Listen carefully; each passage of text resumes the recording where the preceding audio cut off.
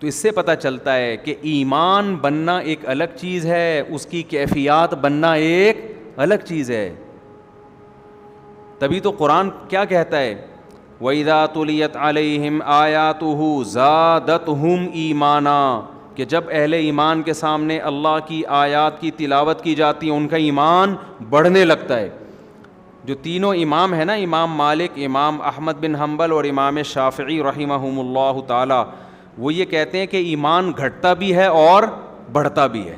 اور دلیل میں یہی قرآن کی آیت پیش کرتے ہیں کہ دیکھو قرآن کہہ رہا ہے کہ جب یہ کوئی اللہ کی آیات سنتے ہیں، جنت جہنم کے تذکرے سنتے ہیں، نبی کی صحبت میں بیٹھتے ہیں، ان کا ایمان بڑھنا شروع ہو جاتا ہے. اور جب نہیں بیٹھتے تو ظاہر ہے ایمان کم ہونا. حدیث سے بھی یہ بات ثابت ہے. حضرت حذیفہ رضی اللہ تعالیٰ عنہ ایک دفعہ اپنے گھر سے دوڑتے ہوئے نکلے اور کہنے لگے حضرت نافق حنظلہ تو منافق ہو گیا. لوگوں نے پوچھا کیا ہوا بھائی، کیوں منافق ہو گئے؟ انہوں نے کہا ہم نبی کی محفل میں ہوتے ہیں تو ہمارا ایمان ایسے ترقی کر رہا ہوتا ہے، ایسے جذبات، ایسی کیفیات، اور جب اپنے بیوی بچوں میں ہوتے ہیں تو وہ ہماری کیفیات نہیں ہوتی. تو یہ تو منافقت ہے، ادھر کچھ ادھر کچھ. تو نبی نے ان کو تسلی دی، بھائی یہ تو نیچرل ہے، یعنی یہ کوئی منافقت کی بات نہیں ہے. فرمایا وہی 100% ہر وقت تمہاری کیفیات رہیں تو فرشتے تم سے کلام کرنا شروع کر دیں. تو ان احادیث سے، ان آیات سے کیا استدلال کیا باقی ائمہ کرام نے کہ ایمان بڑھتا بھی ہے اور گھٹتا بھی ہے. امام ابو حنیفہ کی رائے یہ کہ نہ ایمان بڑھ سکتا ہے نہ گھٹ سکتا ہے. سمجھ رہے ہیں نا؟ وہ کہتے ہیں ایمان جب تک 100% نہیں ہے، 100 میں 100 ایمان نہیں ہے، اس وقت تک آپ مومن نہیں ہیں. 1% کم ہو گیا تو کافر، کیونکہ شک پیدا ہو گیا نا. جو شک کرنے والا ہے وہ مومن نہیں ہوتا. آپ کو 100% یقین ہونا چاہیے جنت جہنم کا. تبھی تو ہے نا کوئی شخص آپ سے آ کے پوچھے کہ کیا واقعی محمد صلی اللہ علیہ وسلم اللہ کے آخری اور سچے نبی ہیں؟ آپ کہیں یار ہے تو، لیکن تھوڑا سا ڈاؤٹ ہے مجھے. تو یہ جملہ اگر آپ نے کہا تو آپ یہ کہتے ہی کیا ہو جاؤ گے؟ اسلام سے خارج.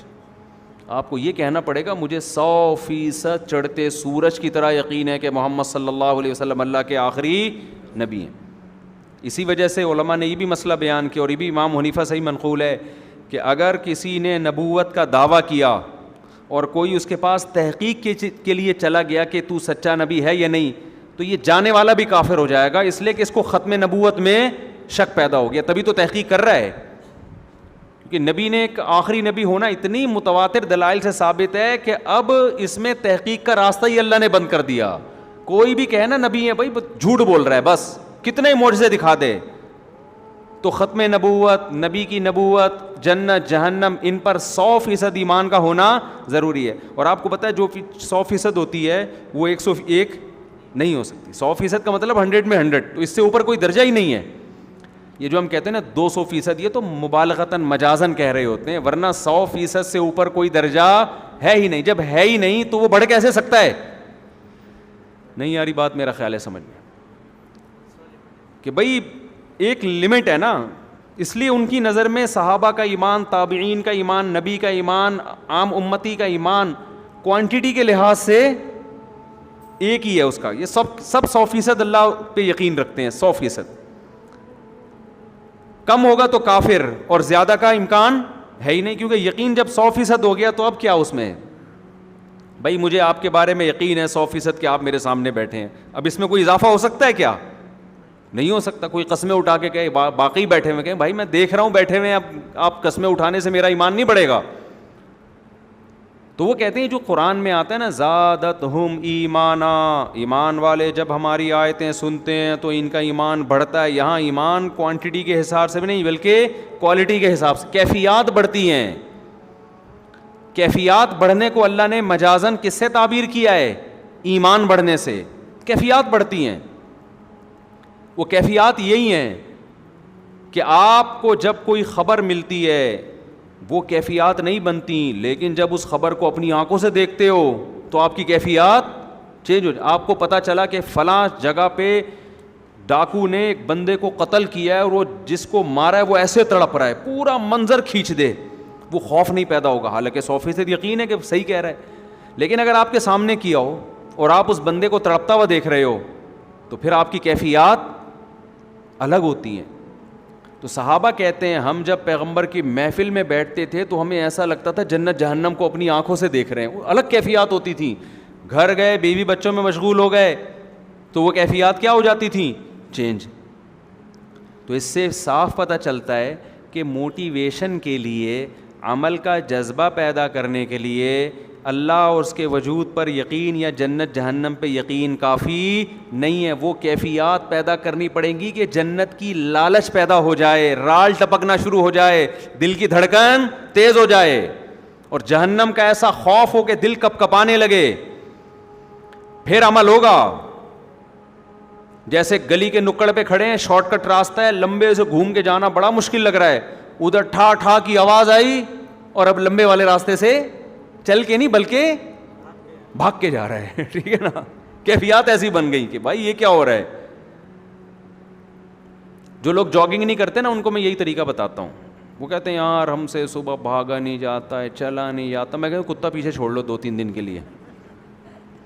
2-3 دن کے لیے کیا چھوڑ لو, کتے سے آگے بھاگو, کتا پن دکھاؤ کتے کے آگے تھوڑے سا نا. تو جب خود بخود بھاگو گے تو وہ ایک دم حوصلہ ملے گا, بھاگنا شروع کر دو گے. تو اب یہ کیفیات کیسے پیدا ہوں, سمجھ رہے ہیں. ہم جو زیادہ تر بیان کرتے ہیں نظریاتی اصلاح پہ کرتے ہیں, نظریے کی اصلاح پہ کرتا ہوں نا میں کہ بھئی اللہ پہ ایمان. وہ جو آج کل ایتھیسٹ لوگوں نے الٹے پٹانگ اعتراضات کیے ہوئے ہیں, ان کے جواب کافی نہیں ہیں. ان کے جواب کے بعد بھی بات نہیں بنتی. کو یقین ہو جائے گا ہاں بھئی جنت برحق ہے, جہنم برحق ہے, لیکن وہی ہے کہ یار ابھی صبح اٹھنا اتنی ٹینشن, ہو سکتا ہے ہم جنت میں ویسے ہی چلے جائیں. جیسے ہو سکتا ہے گٹر کا ڈھکن کھلا ہوا ہے, ہو سکتا ہے میں نہ گروں. ضروری تھوڑی ہے کہ میں گروں وہیں پہ. کیا خیال ہے میں ٹاپ کے چلا جاؤں گا؟ گریں گے تو دیکھیں گے. بعض لوگ ایسے بھی کہہ رہے ہوتے ہیں. ایک آدمی کو میں نے کہا بھائی آپ پیشاب میں احتیاط نہیں کرتے چھینٹوں ان چیزوں سے, یا آپ کو جو ہے نا تو عذاب قبر ہے. اس نے کہا یار قبر آئے گی تو دیکھیں گے یار, ہو سکتا ہے بخش دے اللہ تعالیٰ. ابھی دیکھا نہیں ہے نا عذاب قبر, اس لیے کیا کہہ رہا ہے یار ہو سکتا ہے اللہ کوئی نیکی کام آ جائے, اللہ بخش دے. لیکن اگر کوئی عذاب قبر دیکھ لے نا تو پھر یہ کیفیات نہیں ہوں گی. پھر تو وہ ایسا ہو جائے گا کہ اس کو خوف کم کرنا پڑے گا اس کا کہ بھائی اللہ سے امیدیں. تبھی تو دیکھو نبی صلی اللہ علیہ وسلم سے بہت ساری حدیثیں امیدوں کی منقول ہیں. ایسی روایتیں ہیں کہ عام عوام میں ہم ان کو بیان کریں نا تو ڈر لگتا ہے کہ لوگ اس کا غلط مطلب نہ سمجھیں. مثال کے طور پر ایک حدیث میں آتا ہے رسول اللہ صلی اللہ علیہ وسلم نے صحابہ سے فرمایا اگر تم سب لوگ گناہ بالکل چھوڑ دو, کبھی کسی سے گناہ ہو ہی نہیں, کوئی غلطی نہیں ہوتی کسی سے, اللہ تمہیں ختم کر دے گا, مار دے گا ایسی قوم کو. اللہ ایسی قوم پیدا کرے گا جس سے گناہ ہو, پھر وہ اللہ سے توبہ کرے. اللہ کو توبہ پسند ہے. صحیح حدیث ہے.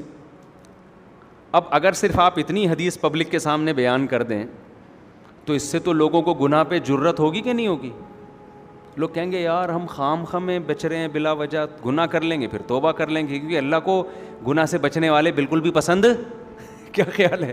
اللہ تو کہہ رہا ہے گناہ سے بالکل بچو گے تو میں تو مار کے ختم کر دوں گا, ایسے لوگ مجھے چاہیے ہی نہیں. بھائی بات یہ کہ یہ جن کو خطاب کیا جا رہا ہے نا ان کے دلوں میں آگ کا اتنا خوف پیدا ہو گیا تھا, اتنی جہنم کی آگ کا ڈر کہ حضرت عمر رضی اللہ تعالیٰ عنہ کے تو رو رو کے یہاں نالیاں بن گئی تھی اللہ کے خوف سے. یہ لوگ آپ کے سامنے بیٹھے تھے, اتنا خوف کا غلبہ تھا حضرت عمر میں. وہ کہتے تھے کہ قیامت کے دن اللہ مجھے جنت نہ دے, بس میرے گناہ معاف کر دے میری نیکیوں کے بدلے, تو بس مجھے یہ بھی قبول ہے, مجھے ڈر ہے کہ میں پکڑا نہ جاؤں کہیں. حضرت ابو بکر پہ ایسا خوف کا غلبہ, گھاس کا تنکا اٹھا کے کہتے کاش میں گھاس کا تنکا ہوتا, میں مٹی ہوتا, انسان نہ بنتا تاکہ حساب نہ ہوتا. ایسا ان کے دماغوں پہ ایک حساب کتاب کا خوف مسلط تھا. لیکن یہ کیفیت ان کی بھی ہر وقت نہیں ہوتی تھی, تو ایسے لوگوں سے امکان تھا کہ کوئی چھوٹا موٹا گناہ ہو جائے. تو جب ہو جاتا پھر وہ کیفیت بحال ہوتی تو ان کو خوف کا بہت غلبہ, اتنا خوف کہ اس سے انسان عمل میں پیچھے, مایوسی پیدا ہونے لگتی ہے.